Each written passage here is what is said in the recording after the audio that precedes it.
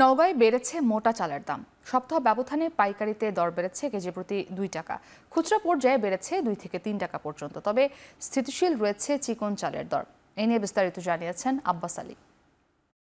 সপ্তাহের ব্যবধানে নওগাঁয় আবারও বেড়েছে চালের দাম। আর এর কারণ হচ্ছে দেশের দক্ষিণ পূর্বাঞ্চলে অন্তত 12টি জেলা বন্যা কবলিত হয়েছে। আর এই কারণে আসলে ওইসব জেলাগুলোর অর্থনৈতিক ক্ষতিগ্রস্তের পাশাপাশি খাদ্য ঘাটতিও দেখা দিয়েছে।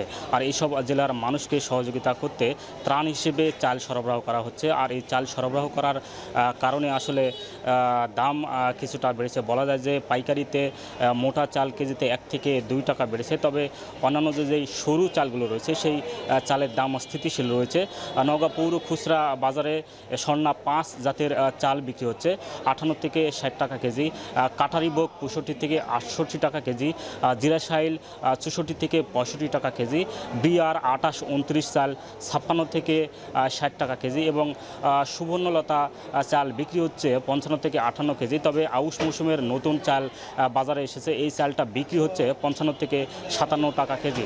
জেলা চালকল মালিক সমিতির নেতৃবৃন্দরা বলছেন যে যেহেতু বন্যা কবলিত এলাকায় চাল সরবরাহ করা হচ্ছে আর মৌসুমের শেষ সময় হওয়ার কারণে স্বর্ণা 5 চাল সরবরাহ কম। এই ছিল আমার কাছে চাল বাজার থেকে সবশেষ।